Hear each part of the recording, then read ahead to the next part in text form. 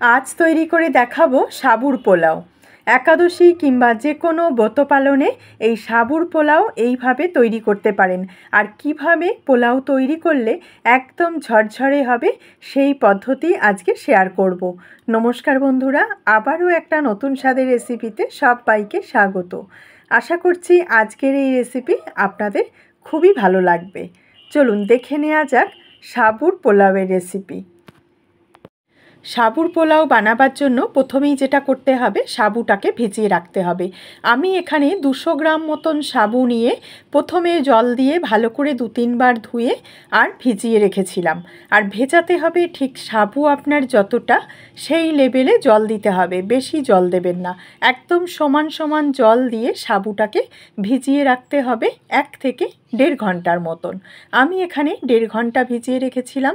দেখুন সাবুগুলো একদম জলটা টেনে নিয়ে ঝরঝরে হয়ে গেছে। তলার থেকে ওপর পর্যন্ত সব কটা সাবু কিন্তু একদম ঝরঝরে হয়ে গেছে। সাবুর মধ্যে একদমই জল নেই। এইভাবে করে ভিজিয়ে রাখতে হবে। এবারে আমি কড়াই দিয়ে দিলাম তেল আর ঘি মিশিয়ে। তেল আর ঘি মিশিয়ে আমি এখানে 3 টেবিল চামচের মতন নিয়েছি। আর প্রথমে একটু চীনাবাদাম ভেজে নেব। চীনাবাদামটাকে দিয়ে একদম হালকা আঁচে নেড়ে চেড়ে ভাজতে হবে। যখন দেখবেন গাগুলো একটু ফেটে ফেটে যাচ্ছে তখনই বুঝতে হবে বাদামগুলো ভাজা হয়ে গেছে। দেখুন আমার বাদামগুলো ভাজা হয়ে গেছে। এখন বাদামগুলোকে তুলে নিচ্ছি।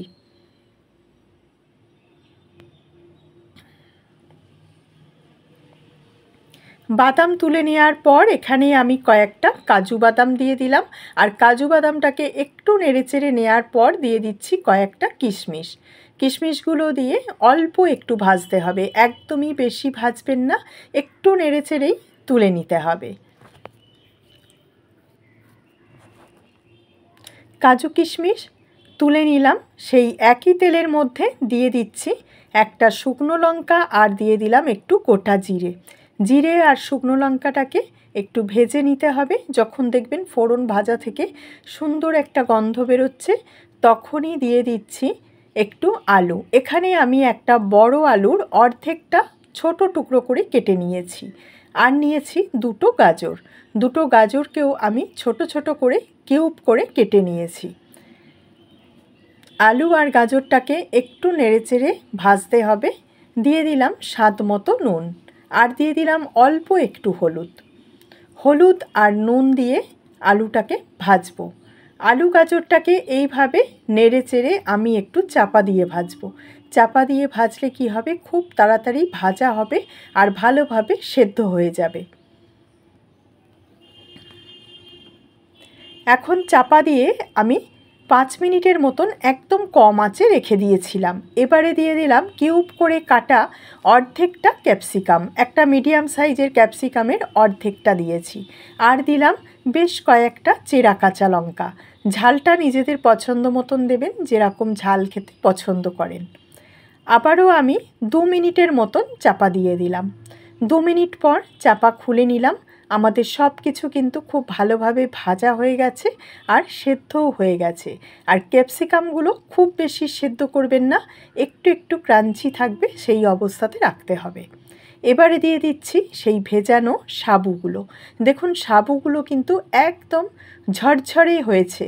সমান মাপের জল দিয়ে যেরকম আমি বলেছি ওইভাবে ভেজাবেন, তাহলে দেখবেন সাবু একদম জল টেনে নিয়ে ঝরঝরে হয়ে যাবে। সাবুগুলো দিয়ে আবারও খুব ভালো করে মিশিয়ে নিলাম। এখানে আমার নুনটা একটু কম মনে হচ্ছিল, তার জন্য আরও একটু নুন দিয়েছি। আর দিয়ে দিলাম স্বাদ মতন মিষ্টি। মিষ্টিটা অবশ্যই দেবেন। আর দিয়ে দিলাম ভেজে রাখা কাজু কিশমিশ আর চীনাবাদাম। সব কিছু দিয়ে আরও একটু নেড়েচেড়ে নেব। এই সাবুর পোলাওটা তৈরি করতে কিন্তু একদমই বেশি সময় লাগে না। শুধু সবজিগুলো ভেজে নিতেই যেটুকু সময় লাগে, তারপরে সাবুগুলো দিয়ে একটু 2-3 মিনিটের মতন নেড়েচেড়ে নিলেই দেখবেন সাবুগুলো সাদার থেকে একটু স্বচ্ছ হয়ে যাচ্ছে।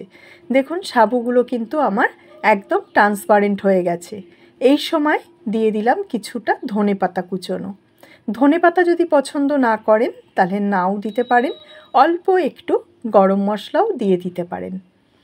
সব কিছু দিয়ে খুব ভালো করে মিশিয়ে নিয়েছি। সাবুর পোলাও আমাদের একদম রেডি।